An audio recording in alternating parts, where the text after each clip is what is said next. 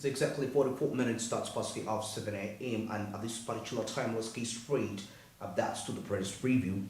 Though we actually passed time already, we're supposed to be getting to the international news, but let's just review very brief reports of what's making headline starts in the print media.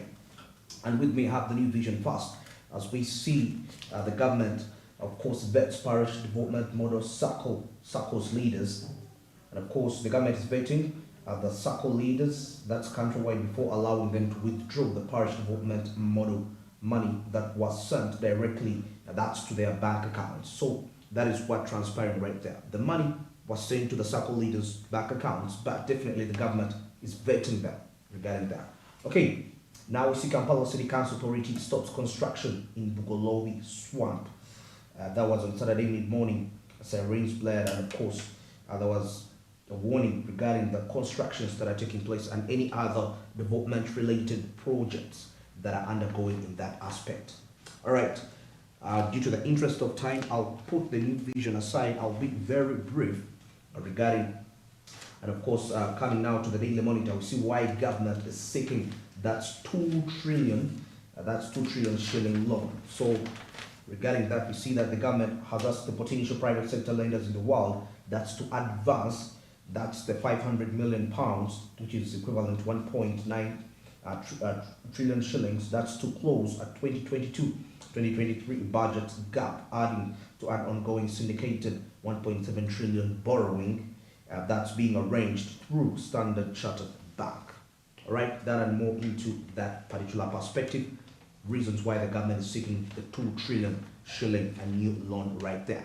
All right, it's now exactly 46 minutes past 7 a.m. and let's get straight to the international news.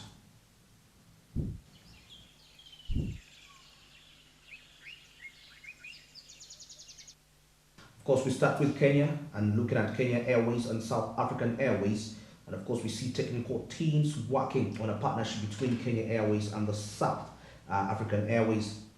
The South Africans this week visited, that was last week actually, visited East Africa with long-term business proposal that reaffirms Pretoria and Nairobi's ambition to create a continental airline that's to smoothen migration policies and promote complementary trading privileges. President Cyril Ramaphosa led a business delegation that is in Nairobi with a promise to enhance business ties, of course, to greater heights and upend traditional modus operandi. The South Africans have done business in Kenya and the wider region before they have registered mixed fortunes, the bank succeeding and retail chain stores closing shops. The two countries have technical teams that's working on partnership between Kenya Airways and South African Airways, and of course the partnership will target survivability of both airlines, which have recently seen lean times, by completing each other's routes, as well as focusing on viability by reducing debt exposure. And of course, when both are ready in the skies, they'll start shopping for potential investors to build a continental carrier. So that's regarding that, as we see the Kenya Airways and the South African Airways, and of course looking at a potential partnership right there. This is very, very key, because remember, the Kenyan Airways was almost at the verge of collapse, and not until the partnership came in, which led it back to a float. So that is something, that's how far the relationship has gone regarding Kenya and South Africa. Now, away from that, now let's say to Mozambique, as we look at the Mozambican leader announces the first LNG, that's export shipment. As we see, Mozambique has officially made an announcement. Mozambique has officially started that's exporting liquefied natural gas produced in the country's north, which is plagued by jihadist attacks. That's President Filipe Nyusi made the announcement Sunday, that's November 13th. Of course, it is the first shipment of gas under long-term purchase and sale contract with the British giant, that's British Petroleum. The offshore plant located in the Cabo Delgado province is managed by the Italian that's energy company, that's Eni Mozambique, which has set up high hopes on the vast natural gas deposits. The largest ever formed, that's in sub-Saharan Africa, they were discovered in the northern Cabo, that's Delgado province, in 2010. Once tapped, Mozambique could become the world's 10 biggest exporters. One of the world's 10 biggest exporters of that particular gas. And of course, according to the British Petroleum 2021 Statistical Review of World Energy, Africa is home for over 620 trillion cubic feet of natural gas reserves. That's through the production that's of LNG for domestic use and export at large. Leaders hope to support, of course, the industrialization related schemes. So that's regarding Mozambique and on its journey, and of course, looking at exploration of the natural gas. And now we come to the end of the international news as we look at Kenya, and still around looking at Kenya's Safaricom.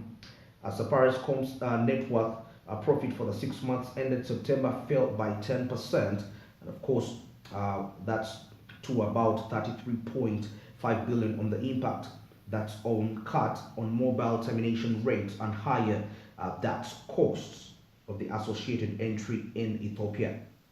Total revenue rose by 4.6%, that's to 153.4 billion in the period, helped by an 8.7% that's increase in M-Pesa revenue, that's to 56.9 billion Kenyan shillings, and 11.3% jump in data earnings. And of course, the voice revenue fell by 3.8% to 39.9 billion, while total costs rose by a third, that's to 31 billion, largely on the back of the firm's investment that's in its new Ethiopia entry. New Ethiopia subsidiary. The company has also pointed that's a tough macroeconomic environment that's for the slowdown in earnings, where the high inflation arising out of global shocks has slowed down the consumer spending. The company said that the cut in MTR that's punched 500 million, that's Kenyan shillings, that's whole. It punched the 500 million Kenyan shillings hole in the company's revenue that's in the 2 months that the new interim rate has been in place. In Ethiopia, the company said it had acquired that 740,000 subscribers by the end of October, generating 98.3 million Kenyan shillings in revenue from the market in the first month of operations. The sale of handsets, of course, has been the biggest contributor to Ethiopia's revenue, with service revenue from the new market amounting to 9.1 trillion Kenyan shillings. So that's regarding that particular aspect. Of course, as we look at Safaricom's half-year profit dropping, that's to 33 billion, that's 33.5 billion on Ethiopia entry costs. All right, now we've come to the end of the international news, and at this particular time, let's head straight to the business tips and quotes. But firstly, let's review the business tip of the day.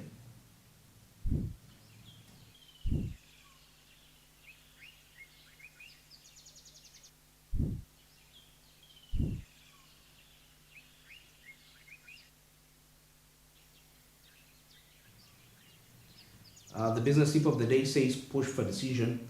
Maybe it is a terrible place to be, and it's not good for you, and it's not good for the customer.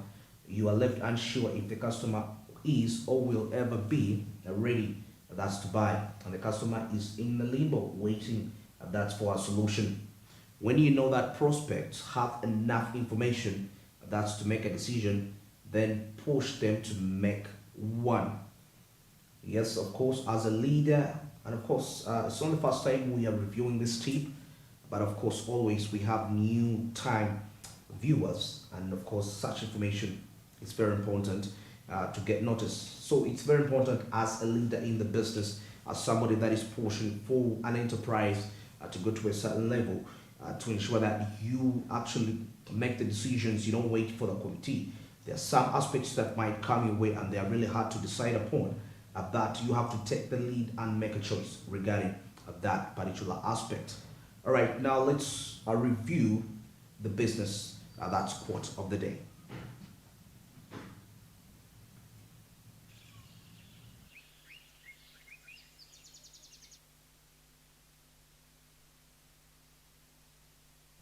And the business quote of the day said, ever tried, ever failed, no matter, try again, fail better.